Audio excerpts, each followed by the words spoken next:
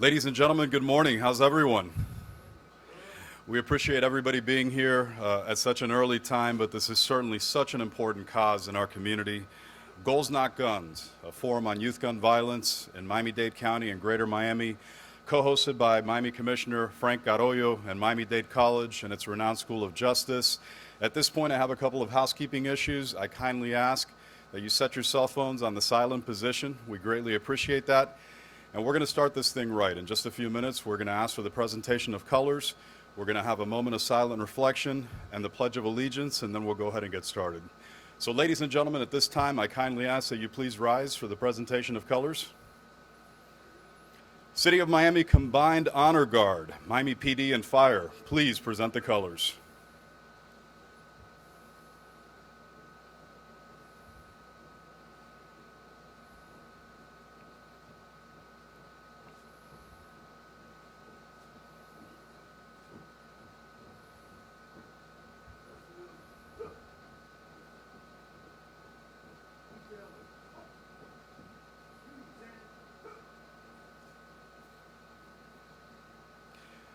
And at this time, ladies and gentlemen, we kindly ask for a moment of silent reflection, especially for the victims of youth gun violence, a tragic case just a few blocks away from this very theater 2 days ago.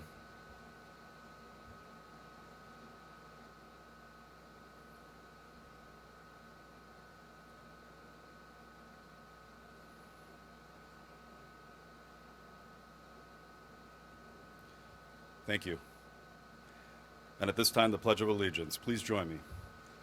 I pledge allegiance to the flag of the United States of America and to the republic for which it stands, one nation, under God, indivisible, with liberty and justice for all.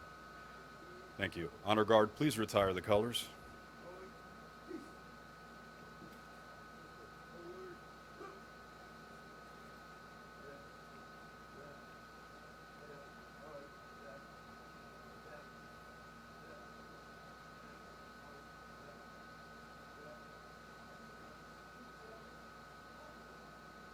Please be seated.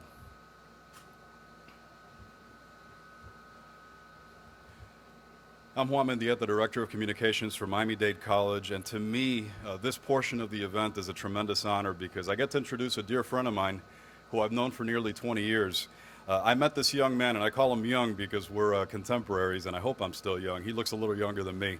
But 20 years ago, I was a reporter at Channel 7, and he was a rising detective at Miami-Dade Police Department in the Elderly Crimes Exploitation Unit. And one of the first TV interviews that Commissioner Garollo did was with me, and he did a great job. And since then, we've had a great relationship and a great friendship throughout the years. And he is the champion of today's event. He's a person who called me shortly after the King Carter shooting and said, you know, we need to do something about this. We need to dedicate an entire day. We need to analyze this from every angle, not just one issue, but all the issues, and bring all the key stakeholders together to have a day of work and plan for the future. And what I like about Commissioner Garollo is his drive.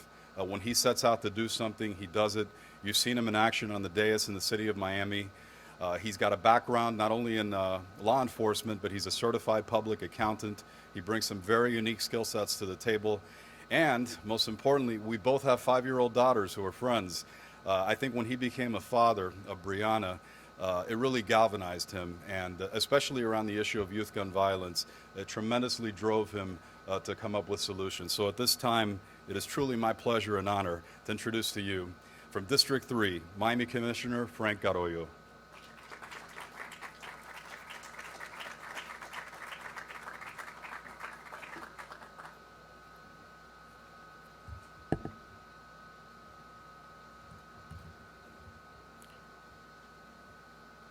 Thank you for those kind words, Juan, and good morning. Let's try that again. Good morning. Much better, much better. Buenos días. It is indeed a good morning when people like you are in this room. Those who will join us throughout the day, and those who are watching us live at www.mdc.edu/livestream are coming together to help tackle a serious issue in our community. Welcome to this important day of work and the forum titled Goals not guns. And welcome to Little Havana in the city of Miami and this beautiful historic Tower Theater operated by Miami-Dade College, which has been the site of important gatherings since it opened in December of 1926. That's right, 1926. Thanks for attending and choosing to get involved and make a difference. And I want to thank Miami-Dade College and its nationally acclaimed School of Justice for organizing today's event with me. Today we will confront the epidemic of youth gun violence in Greater Miami, an issue which has affected all of our communities with devastating results, while robbing our kids of their innocence. People and the media often point towards incidents in Overtown, Liberty City, but youth gun violence has happened in Little Havana, Agapata, The Grove, and throughout unincorporated Miami-Dade and its municipalities. I don't have to tell you that just 2 days ago, 2 more youth lost their lives to this epidemic. One in Miami Gardens and another in Little Havana, just a few blocks away from where we are today. My condolences and prayers to the family and friends of those 2 young victims. This is an issue that is very, very important to me. Of all the issues that I deal with as an elected official in a major U.S. city, this is the one issue that does not leave my mind. And I just can't comprehend how this great international city, with all the resources that it has not been able to overcome this epidemic where our youth are dying on our streets. And once I became a dad 5 years ago, it's become more and more of a cause for me. Here's the reality. In the last decade alone, more than 300 children have been killed by gun violence in our community. 300 lives taken too soon, 300 dreams shattered, and the countless loved ones forever affected. Enough. For all the kids who've died in our community due to gun violence, we must ensure their lives are remembered and have made a difference in finally unifying this community around this terrible cause. We must create a greater Miami where gun violence is the exception, not the norm, where all the residents apply constructive methods to address disagreements while cooperating on potential trouble. I recognize that there's been many great ideas and many great organizations that are already working towards solutions for this gun violence epidemic. I have met and spoken with most of you, and I applaud those efforts, and I say, share those ideas. Let's make them goals. Let's address this issue comprehensively while removing the politics, silos, and barriers. We can no longer work in silos or within small groups. We need to increase collaboration, and that includes from the community also. That's why today we will have several dynamic and productive sessions moderated by esteemed members of the media when with panelists from the most important organizations in our region and from a wide array of disciplines. Over 30 panelists and moderators have adjusted their busy schedules in order to be here and provide knowledge, ideas or goals, and the resources that are available. These resources could change a child's life from violence to opportunities. By convening working groups that focus on the delivery of resources targeted to communities throughout advocacy, education, and service enhancements, I know progress can be made. Before announcing the different panels and the times that they will meet, I'd like to recognize and ask that our mayor from the great city of Miami, Tomas Regalado, join me on stage and say a few words. Mr. Mayor.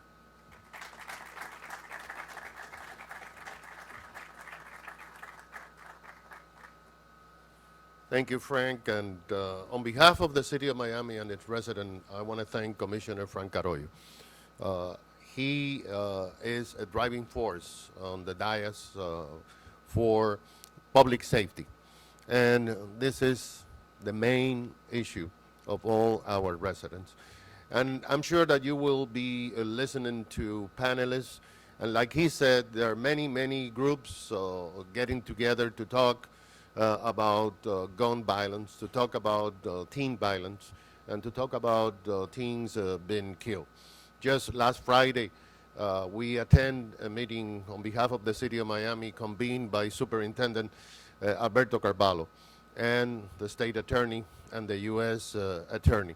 Just last Monday, Commissioner Carollo and myself participated in the grand opening of the new headquarters of Big Brothers and Big Sisters. And we committed that the City of Miami next week on the City Commission will renew the contract with Big Brothers and Big Sisters, so city employees will be able to be mentors to youth in the City of Miami and throughout Miami-Dade County. You will be hearing important information from the panelists, and I think this is paramount, that this is the main issue that we need to have a conversation. The City of Miami is proud to be partnered with Miami-Dade College when we took the challenge of the White House, My Brother's Keeper. And through the last 2 years, we had been able to either be number one or right there among all the cities in the United States that had taken this challenge. And the challenge is very simple. My Brother's Keepers mean that high school students make a pledge to go to college.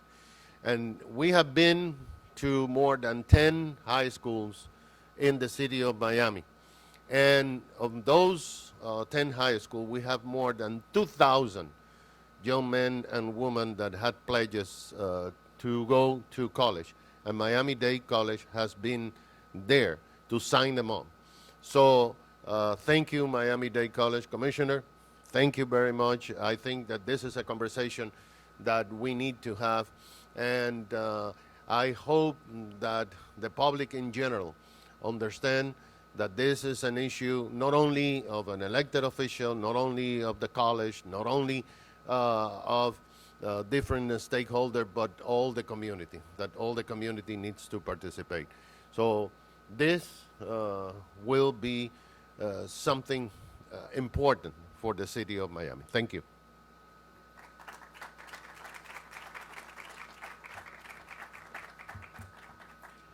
Thank you, Mr. Mayor, and you very well said this is something of the whole community, and that's the essence of why we're having this whole day conference today, to see more than 30 organizations coming here and joining forces in order to overcome this epidemic.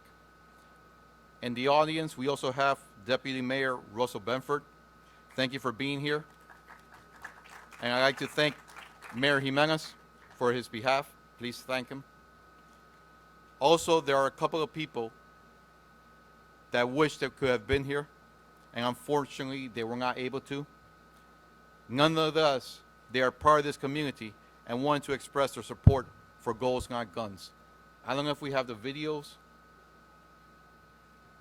If you could please look at the screen for 2 short videos. Hi, I'm Alonzo Mourning of Your Miami Heat. Gun violence among our young people in our community is unacceptable and must come to an end. The hopes and dreams of too many youth appear to vanish with regular frequency. Let's change the narrative. Speak up and break the silence now. Let's stand together as concerned citizens every day for a better tomorrow. Our children's lives depend on it.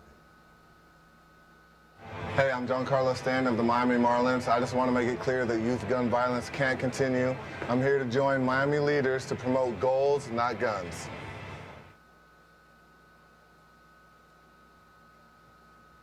Very nice, and we thank both Giancarlo and Alonzo, as well as the Miami Marlins and the Miami Heat.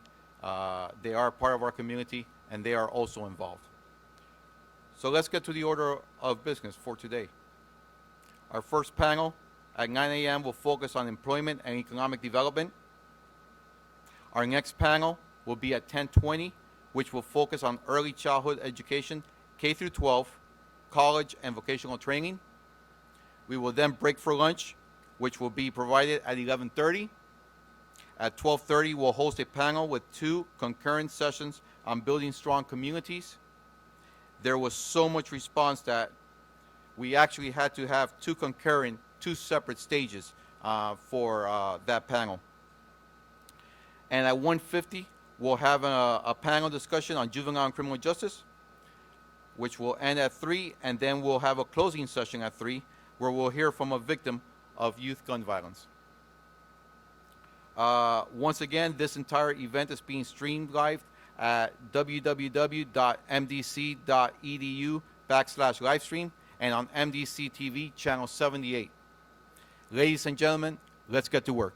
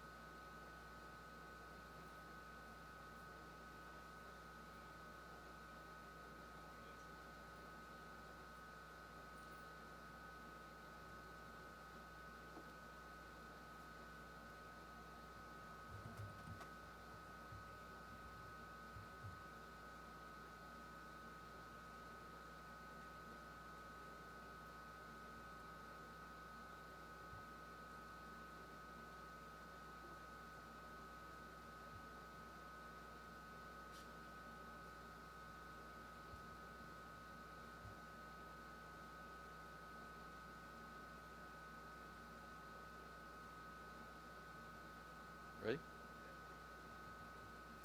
Let's start our first panel titled Employment and Economic Development.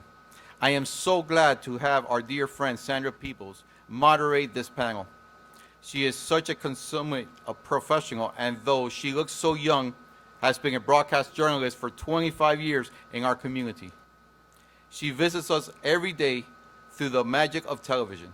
She is a winner of numerous awards and other distinctions as reporter and anchor for Univision Channel 23. She is a proud graduate of Miami-Dade College and FIU, and just an amazing person who will introduce our panelists. Sandra?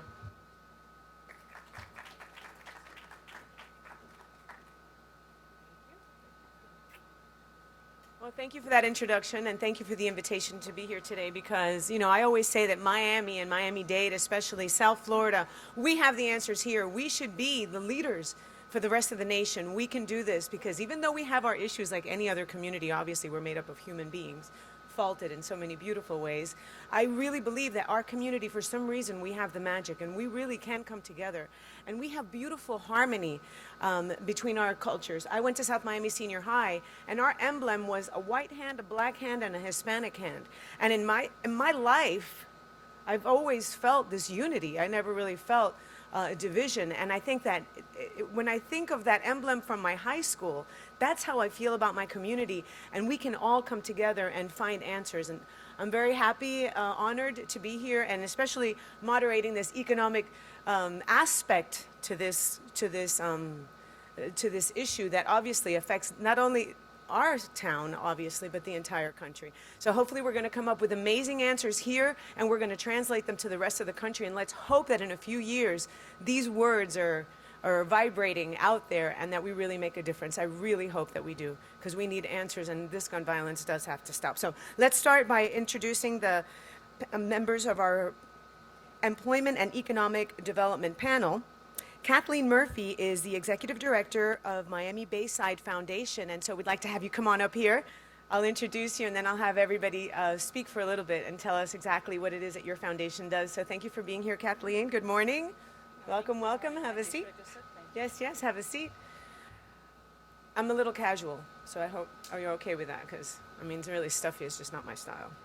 Anyway, William Porro, Special Projects Administrator from the Office of Grant Administration from the City of Miami, Summer Youth Financial Literacy Program, and thank you for that work. I would like to attend some financial literacy programs too. I think we can all use that. Cheryl Baldwin, Workforce Education Partnership Executive Director, Miami-Dade College Career Center. Welcome, Cheryl. Albert Milo, Senior Vice President of Related Urban Group. Very nice to have you. And Rick Beasley, Executive Director of Career Source. Definitely happy to have you here and get your perspective. So as you can see, we have established this fine panel of experts that are going to discuss that component, right? That economic component, giving young people an opportunity, giving young people hope. And so I'm going to ask each and every one of you, and we'll go ahead in order, to please introduce yourself and tell us a little bit about the foundation or what it is that you do. A couple of minutes. Hi, Kathleen Murphy. I'm the Executive Director of the Miami Bayside Foundation. The Miami Bayside Foundation was created 30 years ago to advance economic development in the city of Miami. We do that through loans and scholarships to minorities in the city of Miami. Morning, everybody. William Porro, Special Project Administrator for the City of Miami. I think it's the most dangerous title in the entire city. Work on a variety of different things, most notably financial empowerment, workforce development as well. And we just want to get people to know the language of money, basically. So. Good morning. Cheryl Baldwin, Executive Director of Workforce Education and Partnerships with Miami-Dade College. And we work with our students to prepare them for careers. We do career readiness training, provide them with internship opportunities. We want to make sure that our students are prepared for the world of work, for all of those jobs that have not been developed and that are currently developed. We want our students to be ready, and so that's the work that we're engaged in. Good morning. My name is Albert Milo. I'm a principal with Related Urban Development Group. It's the Affordable Housing and Workforce Housing Division of the Related Group, and we're involved in a lot of different urban redevelopment projects. So glad to be here and certainly support this effort to try to solve this epidemic in our community. Good morning. I'm Rick Beasley, the Executive Director of Career Source South Florida. We are the workforce board out of 24 boards here in the state of Florida that our main goal is to provide investments to put folks back to work, to help employers find skilled workers. As a board, our goal is to look at the policy to help energize our community so that employers find skilled workers and help build talent. So. Okay, fantastic. So let's get to the discussion, and I'll go ahead and ask a question, and I guess, and whoever would like to take it. Obviously, let's open up this discussion. So how important is this idea?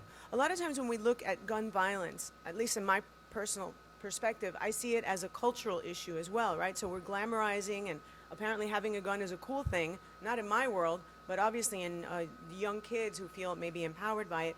But a lot of the criticism or a lot of the commentary is that there's no economic opportunities, that these young kids feel that it's hopeless. A lot of these young children that we see, unfortunately, involved in these crimes feel that there's no hope, that they're expecting that they're going to die. What can we do as a community to change this? Where do we change this tone, and where do we jump in and help youth? Anyone that would like to take the question? Well, I'll jump in. There was a study that was released by the Bureau of Labor Statistics. And it's looking how poverty impacts the employment opportunities. You'll see it if you go online. And one of about the report, one of the analysis, it indicates that those individuals who grow up in poverty are more likely to not find employment, but also more likely to use crime as a way of an alternative to employment.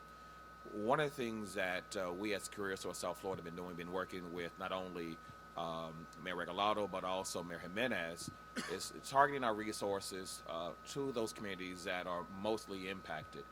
We just recently launched a summer employment program that focuses on those areas that have the highest arrest in our community. But it takes more than that because it's also about the family. We can work with the children, but we also need to work with the parents to ensure that they have employment opportunities. So the first thing I will look at is how we use our resources, whether there's employment, whether there's economic development, but to focus our concentration on those areas that are what we call economically disadvantaged. Okay, then I think I'm going to ask a question. Would you like to answer, Mr. Porro? I see you. You mentioned hope, and really, the most dangerous person is a person without any hope. In our summer youth program, bringing the students in, ages 16 to 19-year-olds, it's amazing to me. Many of them, over 90% of them, never held a job before, and you see it in their eyes that you're exposing them to just a regular work environment. That really just brings up their spirit. One thing is to be broke, which is economic. One thing is to be poor, which is a state of mind. Exactly. And so they need to be exposed to that, to just see a normal working environment, how people relate to each other, how they dress. It's amazing how all of a sudden they have hope, and all of a sudden they're going to school, they're walking different. It's just amazing, just the exposure of that itself, just the work environment. And I'd like to add, as we begin to frame this discussion, because it's a much... Get a little closer to the mic, please, so we can hear you. Yeah, thank you. As we begin to frame this discussion, which really is a much larger discussion, we're looking at gun violence, and it's happening nationally, which is alarming. And we're starting to notice that states across the country have decided we have to address this issue holistically. And so the whole notion of addressing gun violence in isolation no longer works. The family has to involve. It has to be a collaboration with the communities. I think we have to make sure that every healthcare professional, physician, law enforcement person, social worker, educator, employer is involved in this process. It takes all of those organizations and individuals looking at this issue to say, what can we do collectively to turn this around? And these children who are dying on the street, we are all just alarmed by it. But beyond our alarm is the real work that we have to figure out how to do to move this forward. And so I think as we start to look at solutions and we look at the risk factors, we should take a look at those protective factors as well. What are those factors in the community that will help to keep a kid from butting up against those risk factors? The churches, the schools, the mentors, the families. There are really great kids in the community, and there are a few who are disruptive for the great kids that are there. So I think this step in putting everybody together collectively is a very positive move towards solutions. And we talk about the victims, but for every victim, there's that other victim, right? That kid with the gun. Because now that kid, I mean, I'm a news reporter, and that's one thing. You know, when I'm a news reporter, I go out there, I do one story, I focus on it. But when I'm a news anchor, I sit there and I'm reading 5 stories of gun violence. It's sickening. It's absolutely sickening because you know that the kid that did it, I always feel bad for the bad guy. I always say that. Sorry, officers, I hope you understand me. I'm sure you do too, actually. Because you know that that's also another tragedy, right? So they're going to go in the prison system. So this is actually, when we speak about economics, costing all of us. I mean, the dead child, the injured child, the disabled child, the victim, and then the other victim, the one that's behind the gun. Let's talk about that, the economic cost that really is. So some people say, oh, that's not my community. That's not my problem. Oh, it's my problem. This is my town. So everything that happens in Miami-Dade County is my problem. Economically, socially, emotionally, I care. So it is our problem. Let's discuss that aspect of how this is costing all of us. I'll talk a little bit about that. I mean, we're involved in a few different projects in some of these high crime areas. And yet, just yesterday, I was having a meeting with an organization that is focused on helping urban youth learn the construction trade, and they're actually partnering now with Miami-Dade College, and now they're going to be able to even get a degree in construction. And what happens too many times is that they're like you said previously, you're the good message of the fact that there is a potential future, there is some potential job opportunities there, is always at a disadvantage with some of the bad messaging and the message that it's easier to resort to crime. But this particular program has had a lot of success, and part of their emphasis is to train ex-offenders. You know, so where they've been able to take some ex-offenders and now show them, listen, you can learn a construction trade, and there is another way to have a job and make money, and they've now been able to grow that to start building and refurbishing houses in the urban infill area, and actually some of these students have now started their own little business within the academy. It's so there are good programs out there. I think that finally, unfortunately, based on the bad news you hear, people are alarmed and finally saying we have to come together to find a solution for that. But we have to talk about these programs more. We have to promote these programs more, because if I tell you the name of the organization, I'm sure probably no one other than maybe a few on the panel may know the name, and everybody else would say, I've never heard of that organization. What do they do? So Where are what's they the located? organization? It's the Urban Construction Crafts Academy. You know, Mr. Bill Dozier, and again, there are programs but we need to work together as a community, and the private sector, the public sector, and all of us to say we have to help these type of programs, we have to help these organizations grow and prosper. And that's when we realize that, because this is really all of our problem, right? So we all have to become involved. Please go ahead. The cost of incarcerating a young man is almost 3 times as much for me to even invest in our community. And that's one of the things that we have to take a look at. I mean, we want to say if you live in Pinecrest, if you live in Coral Gables, what happens in Overtown, what happens in Little Havana, what happens in Liberty City is not my issue. And quite frankly, it is your issue. It is, of course. Because you're paying for it in taxes. So we can take those dollars and really reinvest, work with a child to provide mentoring, so they can see other opportunities. We contract with the city of Miami to run one of our career centers out of 14 centers that we have. And I can tell you, under the leadership of David Gilbert, they have engaged the community in a way that, quite frankly, we need more of him and his staff to really help promote economic opportunity. And I think Willie had mentioned before about hope. If a child doesn't have hope, they will commit. Life to them has no meaning. So sometimes we have to look at what the costs are. And so some of the programs I will share with you all with the city of Miami, we have a program called Employed Miami-Dade. Strictly their main role, and this is launched by Mayor Jimenez, to focus on those areas that have high crime. To get them into, we first worked into construction. We launched now into hospitality. The Miami-Dade College is one of our training vendors. They do a fantastic job. But the goal is to give them an opportunity, to raise them up, to say, hey, here's a job, but let's see how we can get you a career. We have to start investing in human capital. And if we look at what's going on in this election, it kind of kills me. I'm not going to talk about the candidates.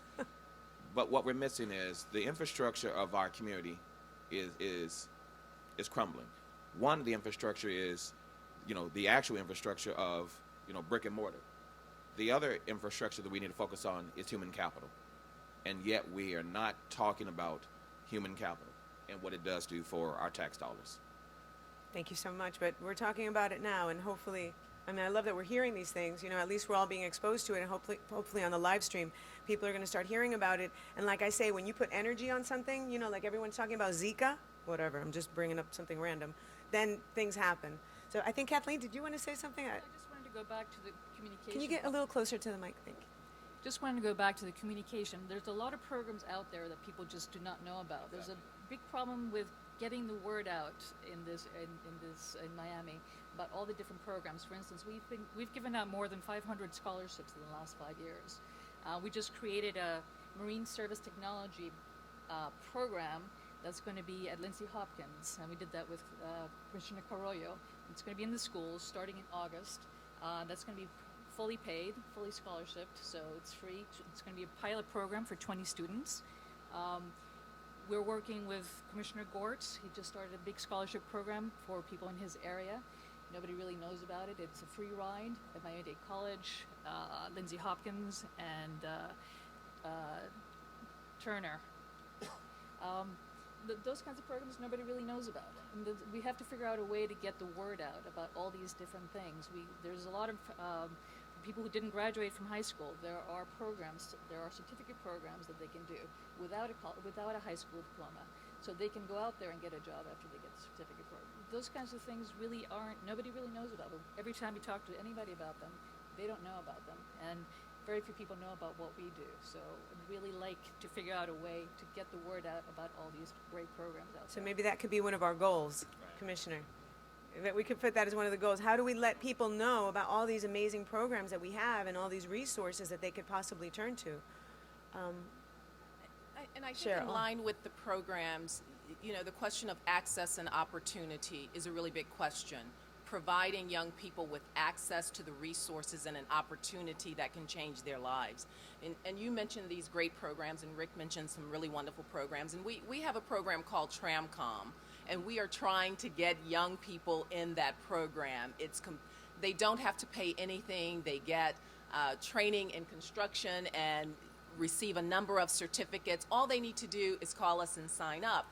And I think it's a matter of getting this information out there and letting them know that access really does have the potential to change their life. We know that there's a correlation between unemployment and violence. We've seen the studies by the World Health Organization, United Nations, CDC, you name it.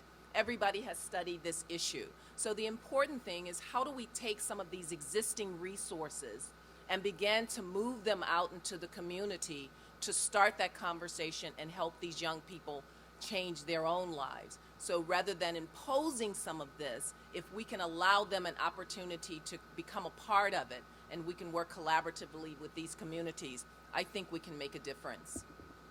William, did you want to say I something? just wanted to say one of the things Commissioner Carollo said is the part about having goals. We've been involved in a coalition of financial coaching. We have a financial coaching program. We collaborated with and coordinated with United Way and an organization called Branches to bring all of our coaches together under basically one roof, if you will.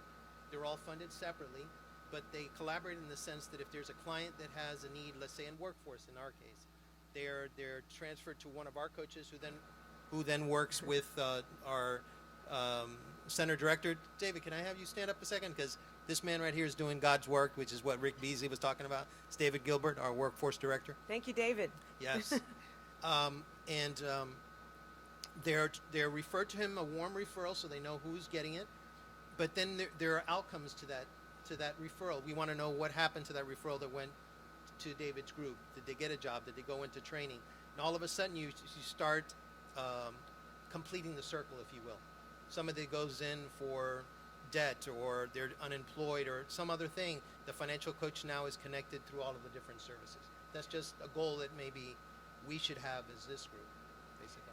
There you go, another goal that we can jot down. And the truth of the matter is, life is hard. I mean, keeping your finances, paying your bills on time, if you're on the ball and you're on the track, like possibly all of us in this room are, it's hard too, even if you have all the opportunities. But it's really hard. I mean, it's hard to keep it together and, report to work when you really rather stay in the bed, and to write out that check and pay the bill on time. I mean, these are a lot of things. So those skills that people are being taught are really important. But how important is this to do? Sometimes when I see these kids, and I figure to intervene in someone's life at 16, isn't it kind of already far along? Earlier. Well, how about intervening earlier? What are your thoughts on that? Because a lot of the times, once a kid is 16, you're kind of formed, and maybe you didn't come from a family where they taught you anything. I mean, I'm sorry, I didn't mean to say it that way, but I mean, they didn't teach you financially. In other words, like myself, I compare myself to Ivanka, for instance. She grew up with a father that was a multimillionaire doing business deals. I'm sure you give her I always say this, $200,000, she's going to know what to do with it. You give me $200,000, I'm a girl from Flagler Street, guys. Wait a minute, I don't really know how to invest that well because I didn't have a dad to show me how to do it. Okay, that's an extreme example. Obviously, they're billionaires, but looking the other way, if you don't have these examples of financial habits at home, it's very difficult. What are your thoughts on that early learning? Well, I think you'll have a conversation on that a little later. Which I mean, and I think Commissioner Carollo has laid out a great plan. But early education is very important. I sit on the Early Learning Coalition board, and we have some fantastic staff that are here. But we need to really grow a child early. Put the proper steps in place so that they understand. Children mimic what they see. Absolutely. And so if they have not seen mom and dad go to college or seen them go to work, that habit of getting up and going to work is not instilled in them. And so we have to try to put in the resources and the programs that help young men and young ladies be mentored so that at a very early age, that's why we have Head Start, we have the Early Learning Coalition programs to get them pre-K. But we need more of those resources. So again, going back to the previous question about the cost, if we stop building the prisons and putting resources in and enhancing what we pay our teachers, and get good quality teachers in there who are committed to our children, work with them in early education, because again, our early educators, we don't pay them, what do we pay them, $9, $10 an hour? Less than that. And the thing I look at is that you're leaving your valuable resource, your asset, with someone paying $9 an hour, and that's our future workforce. That's your child. And yet we can pay an athlete X amount of millions of dollars and watch them on TV. But your own child, you won't spend, but a few dollars. We have to look at what our priorities are and focus our resources where they should be. So early education is key, and I think Commissioner Carollo has the plan out in terms of that discussion later on. I guess I got ahead of myself. But that's okay. I'm so excited. I got ahead of myself with the issues. Sandra. Please, Albert, go ahead. I would agree, and again, early education is another one of the components that we're certainly focusing in on as part of our redevelopment efforts, understanding that we want to get the child's involvement and the family's involvement, more importantly, as early as possible. And again, there are success stories out there that you rarely hear about, but they do exist. So I think it's our job as a community, and certainly as the private sector too, a lot of times, is to say those success stories, right? Because unfortunately, with the public sector, a lot of times there's a lot of mistrust in there as to whether the government is actually stating the facts correctly, but the private sector for the most part is usually too quiet on these issues, and it's something that we need to come out and be a little bit more vocal on. I mean, in addition to early childhood education, another thing that we're trying to implement and is that early interaction with law enforcement, because there's a better chance that if a child at an early age is interacting with law enforcement a little better, then you have a better opportunity to that child won't resort to violence in the future, right? So another thing that we're doing is trying to work with the police departments and like the police athletic league and trying to expand that and see how we can invest in those, because again, that's another thing people hear, oh, there's a police athletic league. Yeah, I know that they do, they do something, but nobody really knows exactly what they do. But those programs are important. Again, if you can get that interaction between the children at an early age with law enforcement, and they see law enforcement as their on their side, that will have a good and a better outcome, to help curb violence in the future. So that's another program that I think is important for all of us to help and try to support. I think we have to make learning and living the straight life, straight life meaning working and producing and all that. We have to make that cool. And having a gun, not so cool. But anyway, I'm sure that's a later discussion as well for cultural enhancement, if you will. Juan, let's take the questions to the public. I want to have a couple of questions. As I sit here and observe, I do have a couple of questions. It was touched on earlier. What about exposing children to a professional work environment at an earlier age? We have a great program at Miami-Dade College called Year Up, which was started by a gentleman named Gerald Chertavian from Boston. And actually, Boston is a great example of some great things that cities have done, and we'll talk about that a little later. But It takes kids from at-risk neighborhoods in their first year of college, provides them a wardrobe, interview skills, and then gets them internships for 1 full year with major companies in South Florida, American Express, Baptist Health, some of the cruise lines, and it is amazing the transformation that goes on with these children. And in most cases, they're hired at the end of their internships. But how about doing that for freshmen? How about starting that in the 9th grade? Are there any programs like that that, again, outfit children with wardrobe, give them professional skills, and most importantly, expose them to a professional workforce at an early age? Can you respond? One of the programs we just launched is called Ready to Work, and we've done it for the last couple of years. And we work with 18 to 27-year-olds and provide them a work-based learning component. Provides 9 weeks of work-based learning right there on site with an employer. And our ultimate goal is that they're connected with an employer and then provide them full-time employment.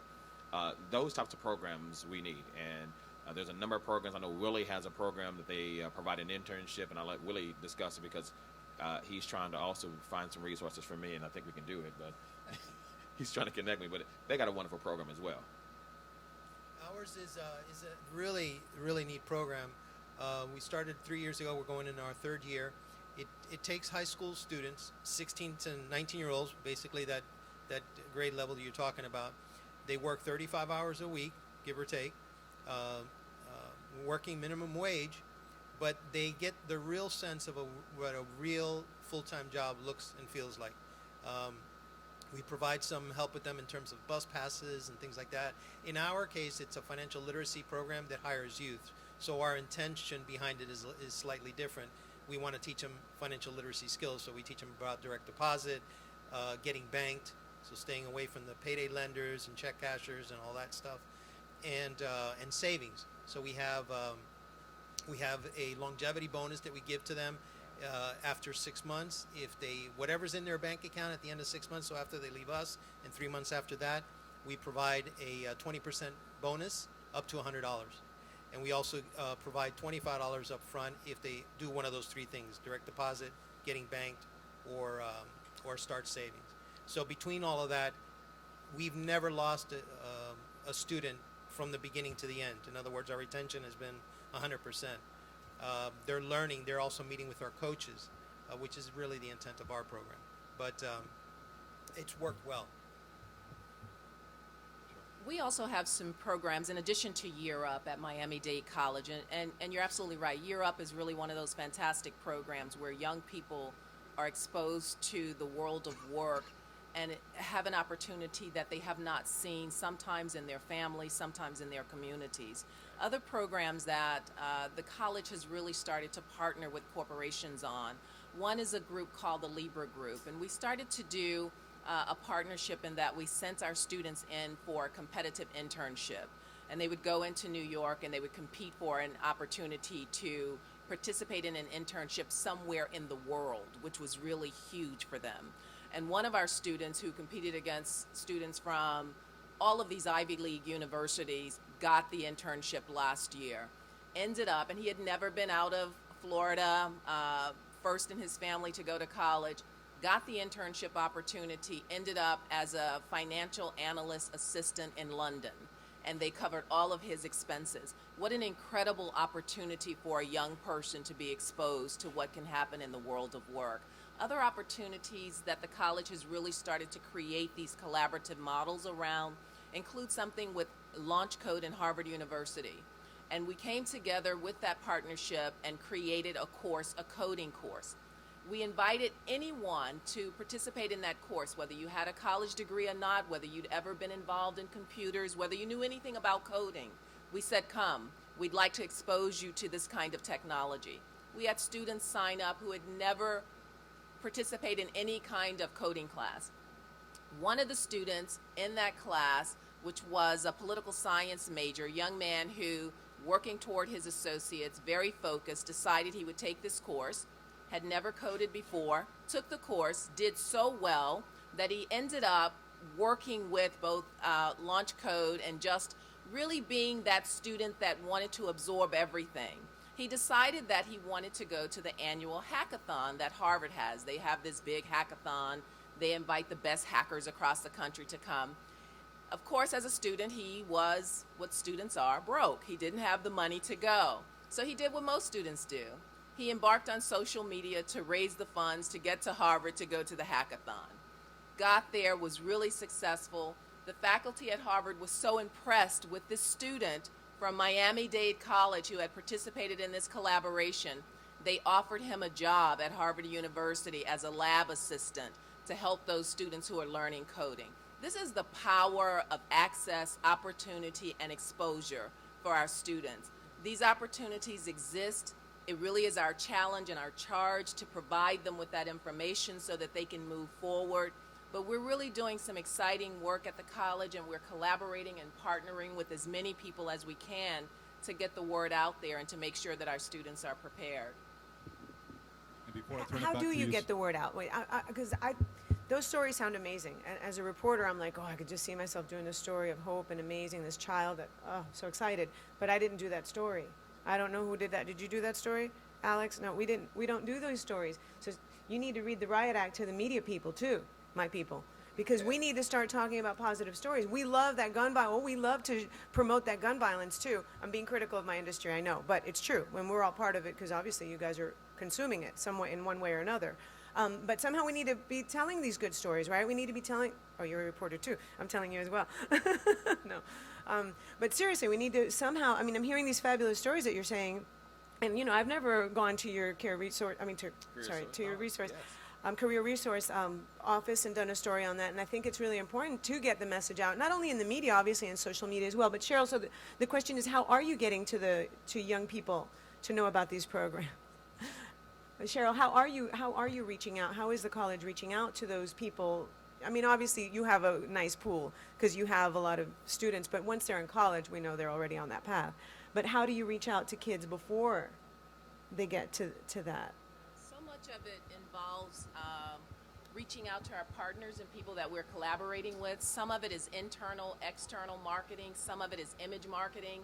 Some of it is really just trying to get the program started so people can see the model, because sometimes they can't really conceptualize what it is you're trying to engage them in, but when they can see the model, they then share that information. So it's just multiple approaches to trying to get the word out there, and we don't have one direct path.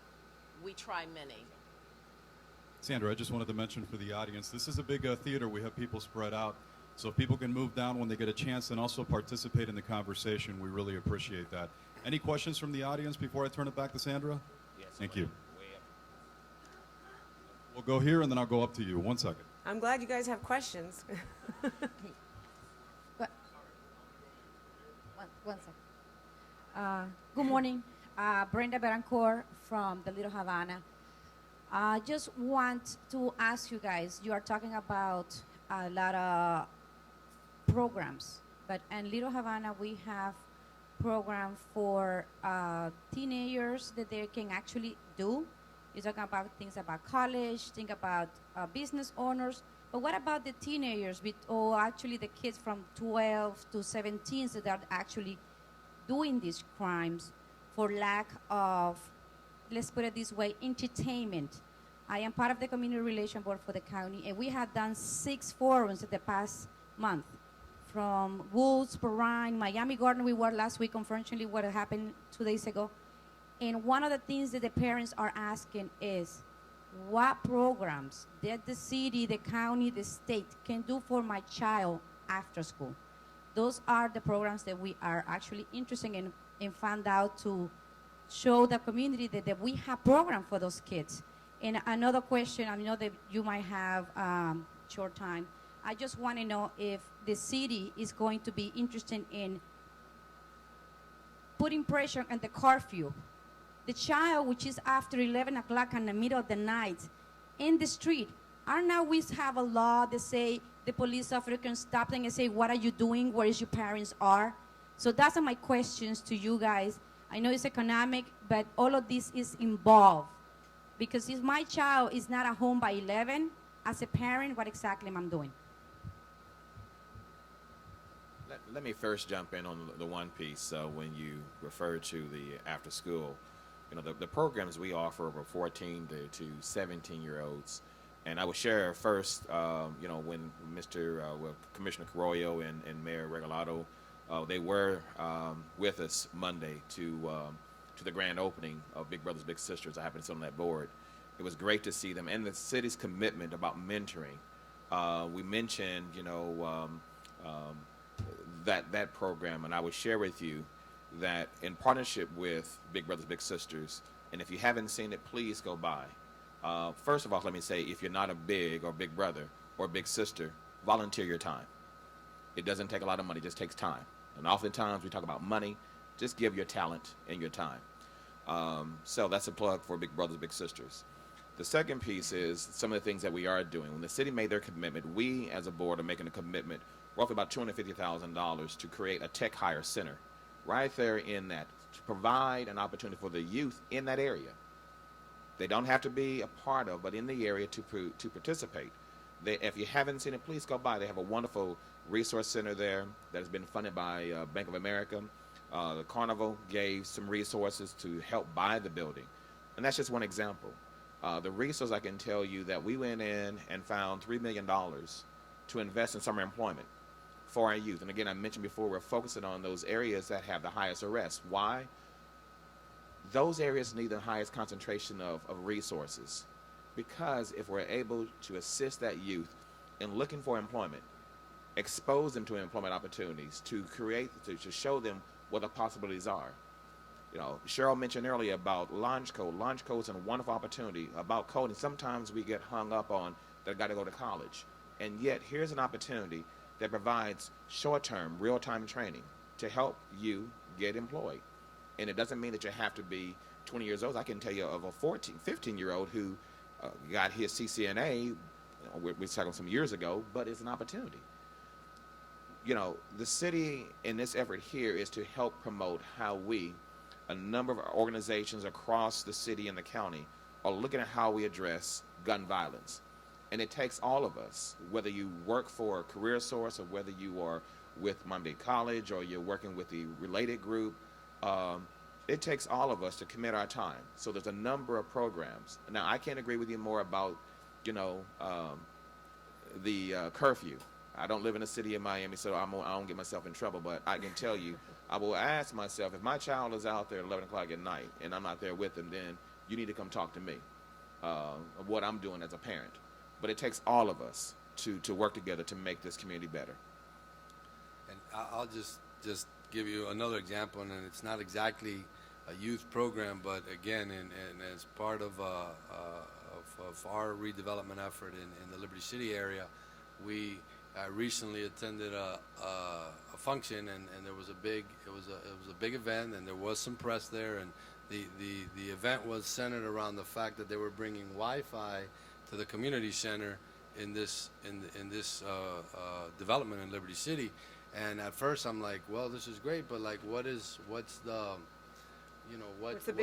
big deal about bringing the Wi-Fi here, right? So until I sat there and participated in this event and realized the fact that, number one, there was no infrastructure to bring Wi-Fi to that community, which obviously, as everyone's sitting here today, and we talk about economic development, if you don't have access to the internet, you're certainly, not one step behind, you're several steps behind. So in this particular instance, I met a young man that was a Northwestern senior, was trying to get into college. He was missing one class to get into the college that he wanted to get into, but this class was only offered online. So he could only take this class online. Didn't have access to internet in his community center where he lived. Parents couldn't afford the internet. So he had to, at the public library system, you have a time limit where you can use the computer. So that wasn't enough time for him to complete the course that he had to complete.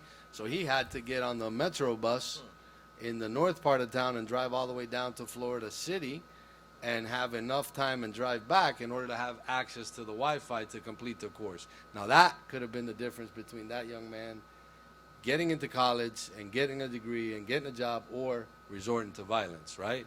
So that's one thing that certainly impacted us in there, and as part of this redevelopment effort that we're doing to say we have to have that. So we have to have access to the internet and Wi-Fi, something that you may take for granted, certainly in a lot of other neighborhoods and the difference of what the internet, just access to the internet means. So you hear this term of the digital divide, that's for real.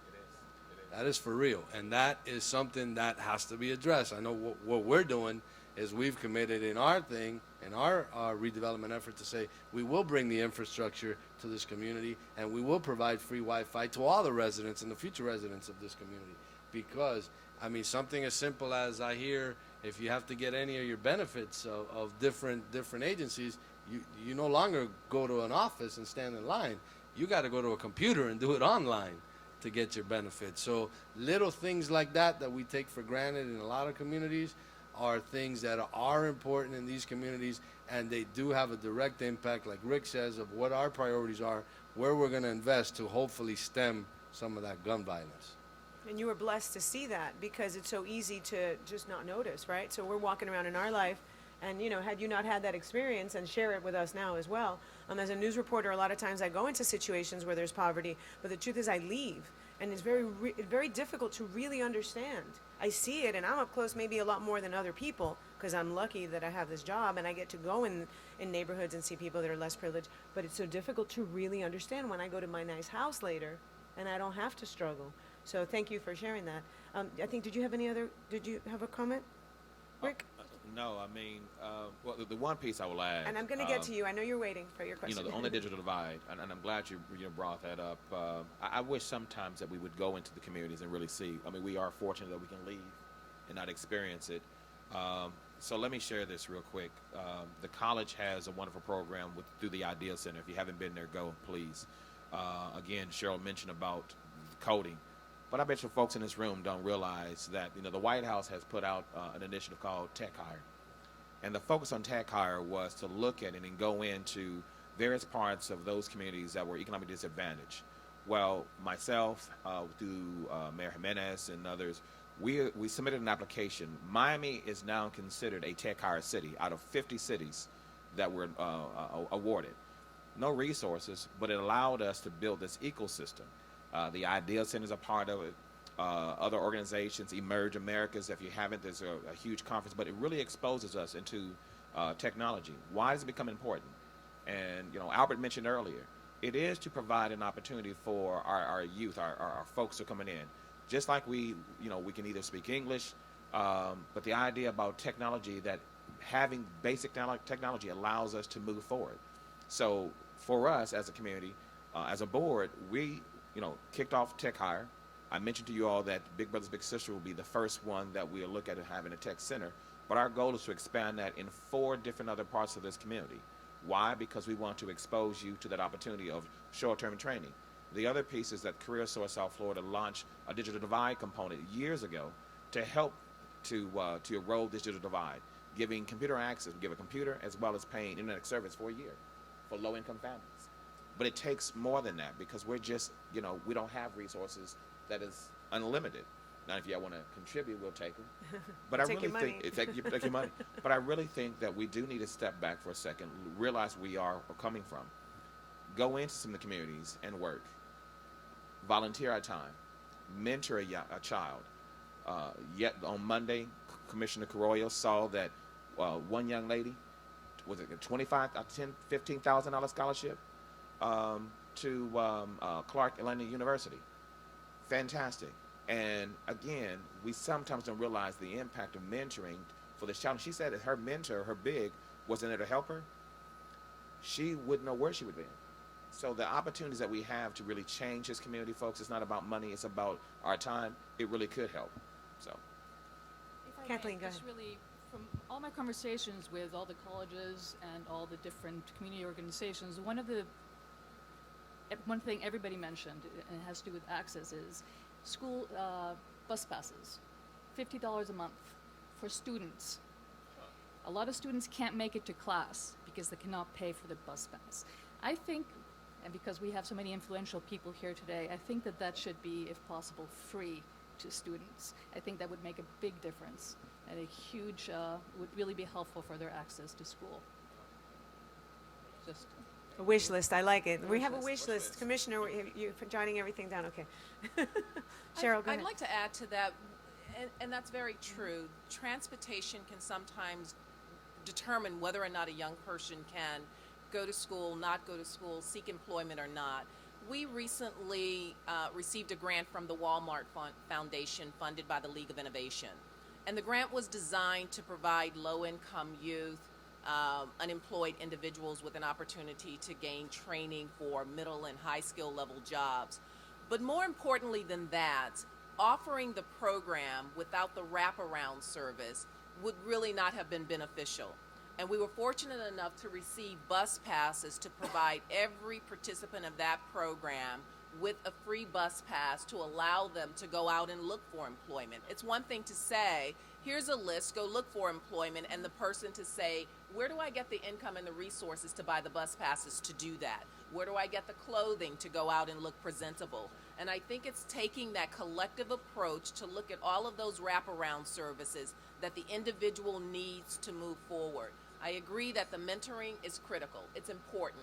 And all of us can probably think about that adult in our life somewhere along the spectrum that influenced us in one way or another. Sometimes formally, sometimes informally, but that person that made a change, that said an encouraging word, that moved us from a place that we weren't quite sure we could get there. And so I think that's an important part for us to continue to do, mentor our young people, but think about the wraparound services that need to accompany some of these programs that we're offering.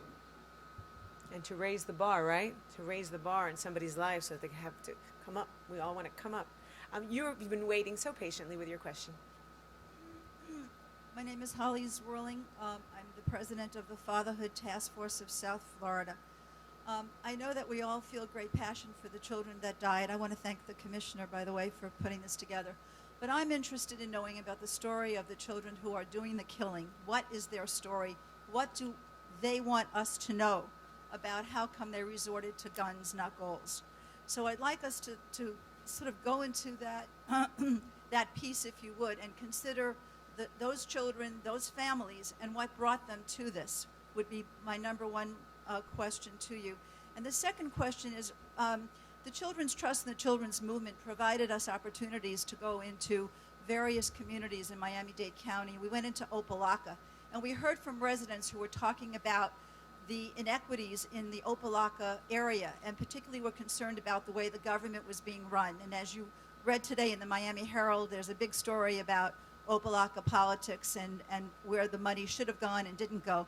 And I think that's an issue that needs to be discussed too, because it's having a great effect on the residents of, in this case, Opelika, but other places where they see the same problems occur and nothing is being done and money is being diverted in other places. So those are my two issues, and I hope you can address that. There is one other issue. What are we doing to get more fathers involved? One of the things we're seeing with these children that are resorting to guns is father absence. Our mission is to increase the involvement of fathers in children's lives. We put a lot of money into maternal health care and education. We teach expectant moms how to be moms. What money is there available to teach fathers to not only become dads, but to think about their own health, mental and physical health, so that they can have access to becoming better dads as they move into the parenting role, so that they stay involved with their children? Those are three pieces. I hope you can address them. Thank you very much. It's quite a bit. Anybody want to take that on? A lot of good issues you brought up. Thank you. Commissioner, some of the thoughts that she raised, and I think one, if there was an opportunity for us to work with the ELC, we do a program for parents, but we mainly focus on the young ladies, correct? How could we look at ways of, targeting the young men, but working with fraternities that are in our community to see how we can look at becoming better fathers and provide maybe as a resource. That doesn't take money. That's just bringing folks together and having a conversation and mapping it out and working with United Way and others to see how we could do that. You have my mind racing on, and again, we always think it costs money to do those things, and I think Big Brothers Big Sisters could also be a part of it, because again, about mentoring. We all men, we always got to continue to be better fathers, and so that can be a huge opportunity. So thank you for the idea. Yeah, and it's again interesting topic, and I know I see Deputy Mayor Russell Benford was here the other day, but again going back to our redevelopment in Liberty City, one of those components that we're trying to better there is an early Head Start facility on there, and I find out the other day that contrary to what we would certainly what I would have thought is that particular facility in that location is the county's there's the most participation by fathers in that early Head Start center than anywhere else in Miami-Dade County. So again, this is something I just heard 2 days ago. So good question. And now I think from a community standpoint, the follow-up question is, okay, how is it that at that location we have that amount of participation from fathers? What is it that you're doing? What best practices are you bringing to have that participation in that location, which I think nobody would have guessed that would have been the #1 Head Start program with father participation, and how can we learn from what they're doing in order to get more fathers involved? But it's an excellent question. But again, going back to there are some success stories, it's just we never hear about them.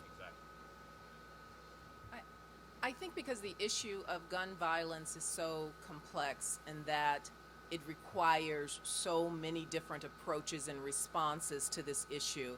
And it brings to mind a study that Robert Wood Johnson Foundation has been doing for a number of years. And they talk about your zip code determining your health, determining your mortality. And when we think about where crime is high, and when we think about gun violence, we keep repeating the same zip codes and we keep repeating the same communities. And it raises the question, are there existing programs, just like the fatherhood program that you mentioned, pockets of these programs that are working in isolation and in silos that we can begin to replicate with the community's involvement? And I think that makes a huge difference. If the community is directing, cooperating, collaborating on whatever the project is, they own the process. When we impose the process and we leave when the resources are done, that is the end of it, and we have not created that long-term local sustainability that's critical to addressing these issues in a long-term manner. And so I don't know if we have all the answers to those questions, but we're thinking about it. And I think we're looking at some of those problems that have, some of those solutions that have started to pop up in different communities, and thinking about, can we replicate that? Can we add that in another community? Can we make it better? And you're right, Rick, so much of it is our time and talent and not always the money. And there are people who are looking at this issue of gun violence saying, what can I do? And I think we need to provide that answer. You can become a member of Big Brothers Big Sister. You can mentor somebody. There are things that you could do. We need to figure out how to operationalize that statement so that you can just fall into those things that would be helpful to the community.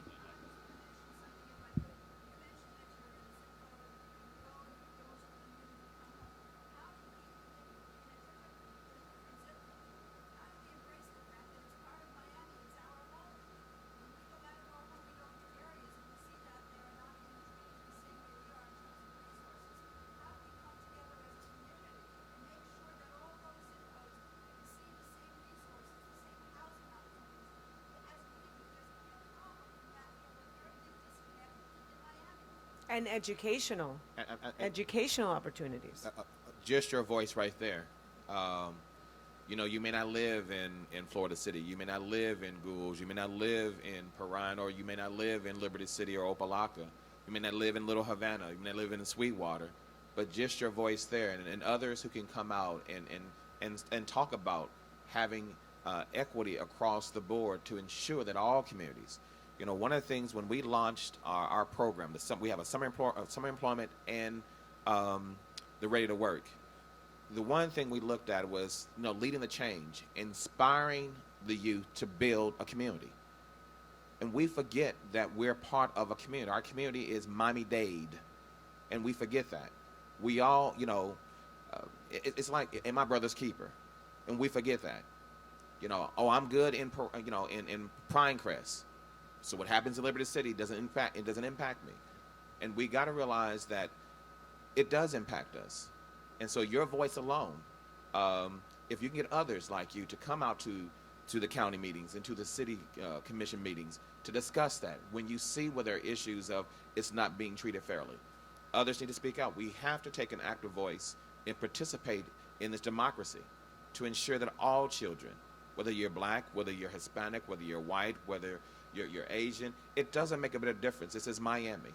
And the only way that our community grows is that we work together.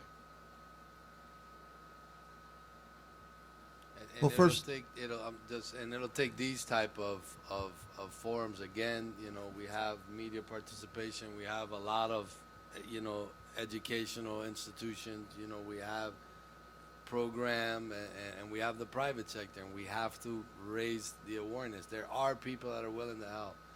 There are people. They're usually they don't know where to go to help. Former State Representative Gus Barreiro is with us, going to ask a question.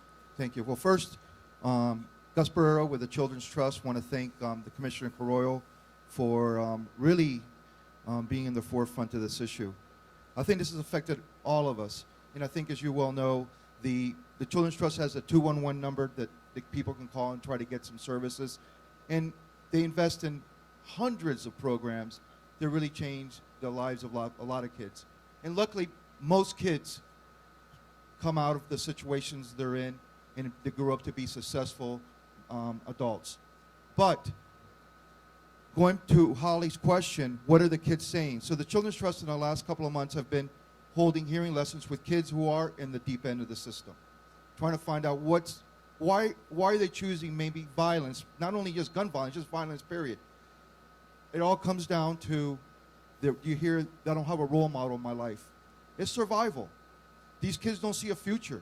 They don't see that, there's nobody that really believes in them, so they don't believe in anybody. And it's just daily survival of food, housing, and just feeling like they might not even survive to the age of 25. It's really just that raw. So my question is, how can we encourage, because it really does come down to people, and how can we encourage men specifically, okay, to be big brothers?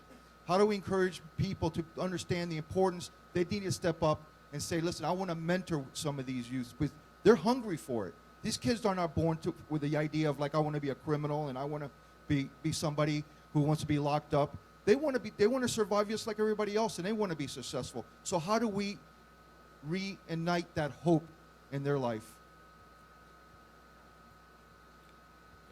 I think if any of us on the panel, if we had the answer, we wouldn't have we wouldn't have the problem. There's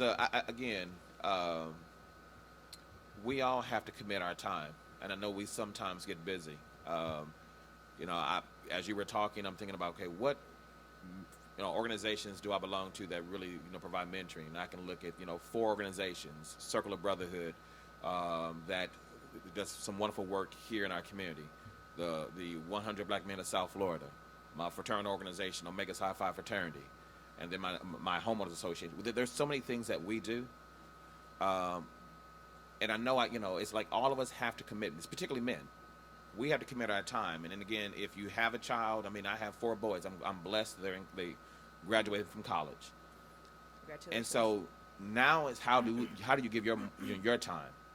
We all have to. I know we're all busy. We all have to commit our time to give back. And so it is one of putting that challenge out there.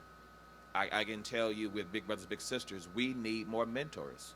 We need more men to step up. If you don't have the time, please allow your organization to volunteer for you to have the young men and young ladies come to your work site. It's called School to Work. And they can come to your work site once a month, and you can volunteer your time there. Get involved that way. Work at your church organizations and have the churches be able to become a part of. We really have to commit. If we're really committed to ending violence in our community, then there's some things that we all have to do to work together to ensure our community thrives. I'm the only man going to talk. Willie? Good afternoon. We have another question right up here. Question I'll qualify. I am Madam Renita Biggie Mama Holmes. I am the executive founder of the Women's Association, an alliance addressing injustice and violent epidemia of women in public housing, education, finance, and development, Incorporated. Coming out of public housing in 1993, primarily targeting African American and inner city mothers, but we don't discriminate. However, when we look at, first I'd like to thank Commissioner Carollo because I can say that more patiently now as he appointed me, although I live in District 5, to the Commission on the Status of Women. He has always heard me. And there are several others of you up there that I really respect and have worked with you since we came out of public housing in 1993, Mr. Porro.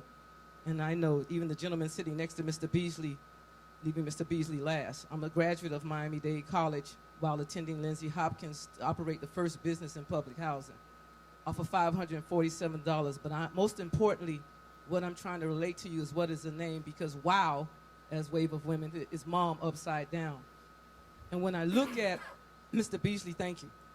I walked in on you saying exactly what it is, bring it to the hood. But what makes me significant, as I'm a mother, a representative of over 356 mothers, 857 murders tracked on my wall, and loss of my 13-year-old, my 16-year-old son. I'm just qualifying my question. I may represent a missing woman here, although there are many women here like Ms. Betancourt that do come into my neighborhood, but I'm an African-American woman who is desperately losing my children in an epidemic that began in 1993 that I've been addressing, and I've just made it to the podium. And I've lost, I've experienced, but yet I'm having to learn other cultures, how to communicate with them. My children have a culture. It surprises me that we have had Barbara Wade, an employee who was just retired, mother of Chicago, wrote a book for the federals on how to handle gangs, and we have a great program inside. Just connecting the dots from Weed and Seed days. So herein lies my situation. I'm still a minority even in this forum. I had to come out of my community where I visit all municipalities, whether it's Homestead, you know, and I convey this for every Mexican mother, immigrant mother, because now they're in the places where these things are happening. But we are always the last as women. We hear these are single mother head of households, impoverished and challenged families, and it's a family dysfunction. This world has a tendency to talk to boys with men who don't even relate to boys and haven't related to their mother. And there are many of you here that have had single mothers raise you. So I want to question that. Why is the focus always on the other culture and the womb and the environment or the creator last? And I've been here. Women are resilient. So I want to know, first, we got to do an internal. Second, why is the pattern and trend in this chronic epidemic of over 37 years that I've sacrificed and fought for not recognized? The African-American mother has raised some good men, but we need to be supported. Commissioner Carollo has. I like that from my leaders within. What I've learned from Mr. Wayne Rollins and the rest from the Weed and Seed days when we began to acknowledge that there was a gang problem was that everyone has a gang mentality. We all have that you attitude. But we need mothers because they're the ones who can search for the guns. They're the ones who the boys ask for in our program at TGK. We're the ones who come back and ask them what did they do with the $5,000 or $50,000 that these young men had. So what can a poor man teach me? But then when I look and talk to those for 37 years, they're the ones who tell me that a father out of prison can't mentor his boys on local parks. That's the new rule, that they're removed because officers have a desire to be the fathers now. And so how do we sustain the family in an equitable manner, offer the resources to the head of household, and respect the culture? And how do we internally politically use our selective choices? Because let's look at it. We're here on Southwest 8th Street. If I wasn't the type of mother that reached out and received Mr. Porro's emails, or that I did not follow related urban because of the construction and contracting, I'm a contractor. I hire boys. We did back in 1993 when they had open lots. We're the ones who wore the orange khakis. Women did, mothers did, and disabled mothers. I'm the one who, when Wayne came over to public housing, we're the ones that Mr. Wayne Rollins and the Department of Justice utilized. But we're the ones who are living in the areas where 11 out of 12 murders occur. We're the ones who've lost children each and every day, but yet we're the last. And they were the first one that our children ask for when they're incarcerated. We're the first one out there to call the police. And we're the first ones to seek a job and try to help them get it. The biggest, tightest resource is the womb and the environment. Lastly, I said a question, but I'm giving you expertise because I learned from all of this. Barbara Wade, Wayne Rollins, Juve Harrington, Mr. Beasley, Mr. Porter. I lived the experience, but yet I'm the last to participate. I guess the question is, how do you get mothers who are the owners, creators, the blame, the shame, the grievers, the mourners, the taxpayers, to get involved in saving our children's lives? But we're responsible. Has the woman, the African American or the inner city or the challenged mother been left out of the equation? Second, will you come visit us over at the African Culture Arts Center where I can bring you van loads of boys just on our relationship as a mother, because those children aren't out there just choosing violence, they're surviving violence along with us, and we're first responders. How can I relate better to you in government that I have a voice? Why won't you visit me in my area and show my child that you and I have a relationship? Because not every father I want, not anybody's father fathered my child. And not every father cried like I did as a mother. Listen, my womb is the first environment that has to be corrected for my child, that feeds it, nurtures it, even gives it intel while it's living. Or not it, us. So my question is, how does this city create a better womb? A coordinated womb with the right diet of jobs, with the right opportunities, with the right cultural respect, and with the right message that ahead of a household. How do we work as partners to raise my children? And second, did you ask your mother about having this meeting over here before you told our mothers that you were having it over here? Respect. Thank you so kindly for being innovative, and thank you for the mic, sir.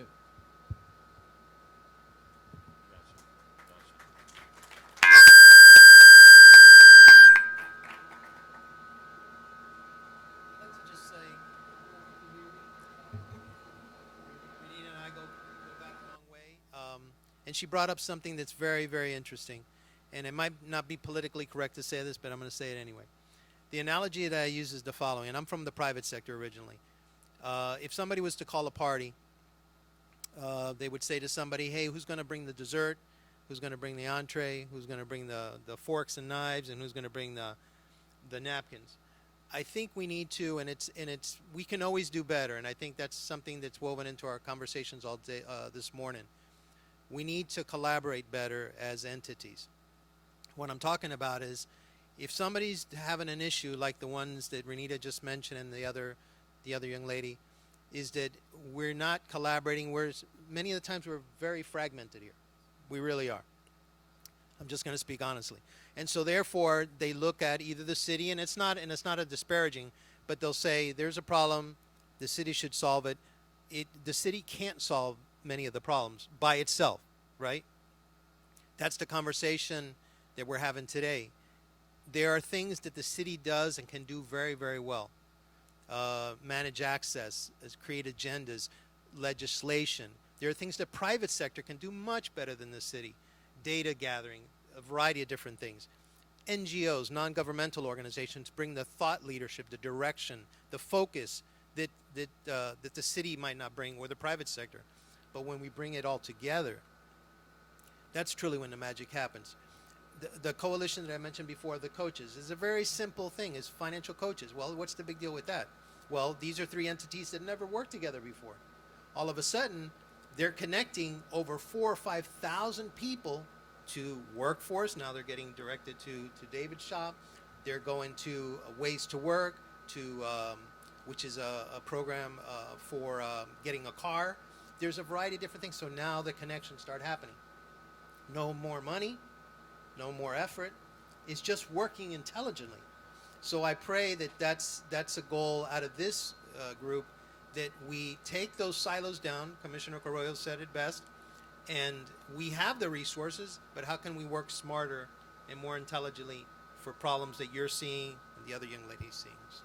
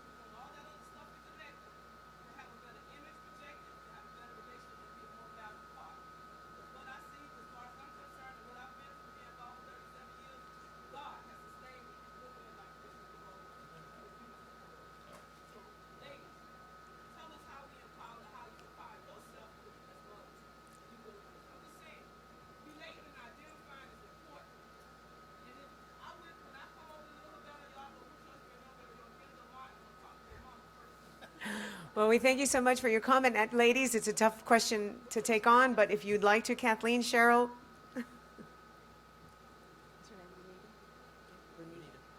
Ms. Renita, I don't know if I have the answer to all of your question, but what I will say is that when we approach your child, I agree, we have to approach the mothers. It has to be a holistic family approach. And I heard a kid once say he was learning all about eating right and vegetables and being healthy in school and would go home and eat a totally different meal. And the teacher got frustrated and said, well, why aren't you doing what we're teaching you in school? What was missing was a conversation with the mother, because that's the person that prepared that meal, prepared that lunch, and got that child ready for school every single day. When we look at gun violence and we look at all of these issues that are happening in local communities, we can focus on the child, but that child has a home. Exactly. And there are people in that child's life influencing, whether negatively or positively, that behavior.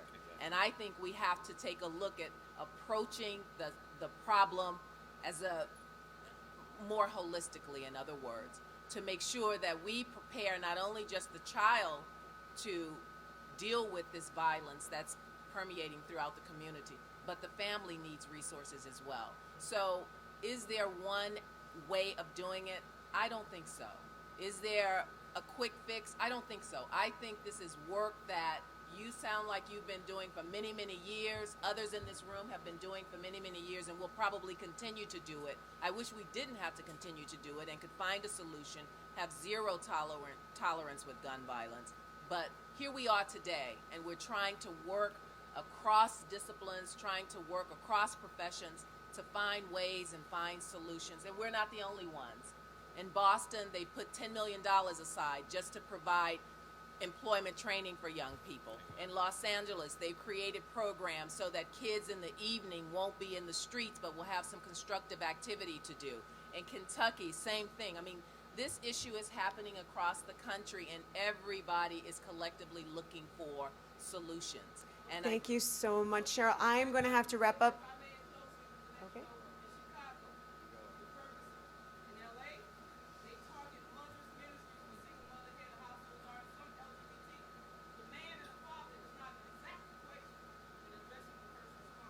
Thank you so much. And your comments?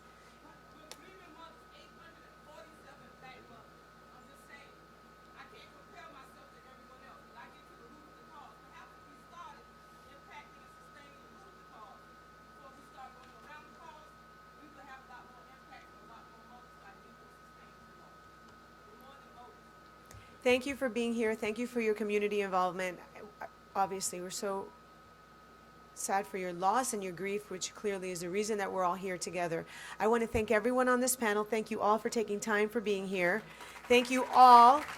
I feel incredibly hopeful that really good ideas have been discussed. They will continue to be discussed throughout the day, and I really hope that we all meet again and see a brighter future. Because the truth of the matter is, what's moving all of this is love.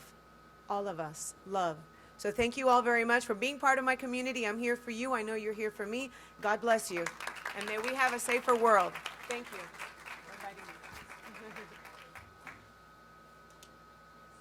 We will now take a 5-minute break before the next panel. Thank you.